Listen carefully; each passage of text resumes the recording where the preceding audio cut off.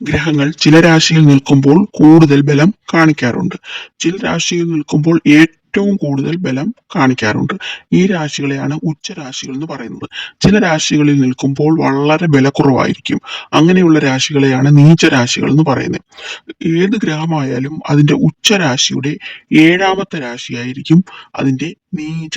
പത്താമതെയും മേടം പത്തെ ഇങ്ങനെയൊക്കെ കേട്ടിട്ടില്ലേ? അത് നമ്മൾ സൂര്യന്റെ ഏറ്റവും നല്ല ദിവസമായിട്ടാണ് പറയുന്നത്. അതെ, സൂര്യൻ ഉച്ചത്തിലാവുന്നത് മേടം രാശിയിലാണ്. അതിൽ തന്നെ പത്താമത്തെ ദിവസം അല്ലെങ്കിൽ 10 ഡിഗ്രി ആകുമ്പോൾ സൂര്യൻ അത്യുച്ചത്തിൽ ആകുന്നു. മേടം രാശിയുടെ കൃത്യം ഏഴാമത്തെ രാശി, അതായത് തുലാം രാശിയിൽ സൂര്യൻ നീചത്തിൽ പോകുന്നു, ഏറ്റവും വില കുറഞ്ഞ സ്ഥിതിയിലോട്ട് പോകുന്നു. ശനി തുലാം രാശിയിൽ ഉച്ചത്തിലാകുകയും മേടൻ രാശിയിൽ നീചത്തിലാകുകയും ചെയ്യും.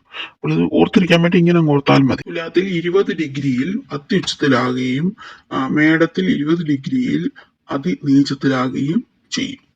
ചന്ദ്രൻ ഇടവം രാശിയിൽ വരുമ്പോഴാണ് അത്യുച്ചത്തിലാകുന്നത്, 3 ഡിഗ്രിയിൽ.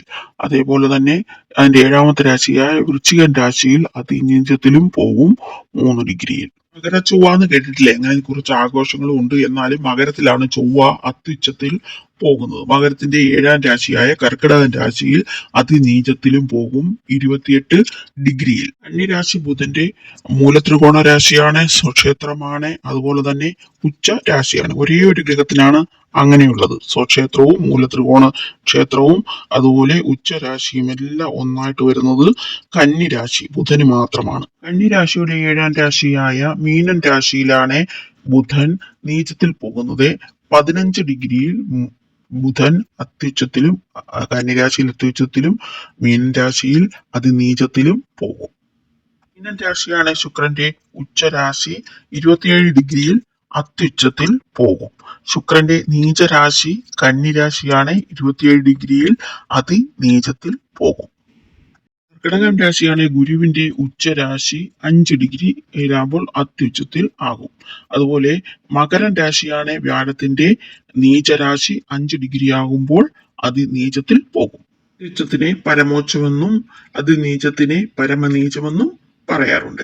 രാഹുകേതുക്കളുടെ ഉച്ചരാശികളെ കുറിച്ചും നീചരാശികളെ കുറിച്ചും വ്യത്യസ്തമായ അഭിപ്രായമാണ് ഉള്ളത്. എന്നാൽ നമ്മളുടെ ഒരു അറിവ് വെച്ച് രാഹുവിന് മിഥുനവും ഇടവും ഉച്ചരാശികളായിട്ടും ധനുവും വൃശ്ചികവും നീചരാശികളായിട്ടും, കേതുവിന് ഇടവും മിഥുനവും നീചരാശികളായിട്ടും ധനുവും വൃശ്ചികവും ഉച്ചരാശികളായിട്ടുമാണ് കൂട്ടുന്നത്. കൂടുതൽ ഗ്രഹങ്ങൾ ഉച്ചരാശിയിൽ വന്നതുകൊണ്ട് സന്തോഷിക്കുകയോ കൂടുതൽ ഗ്രഹങ്ങൾ നീചരാശിയിൽ വന്നുകൊണ്ട് ദുഃഖിക്കുകയോ ചെയ്യരുത്.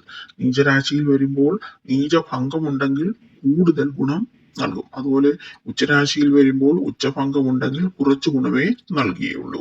ഇതെല്ലാം നമ്മൾ ഓർത്തിരിക്കണം.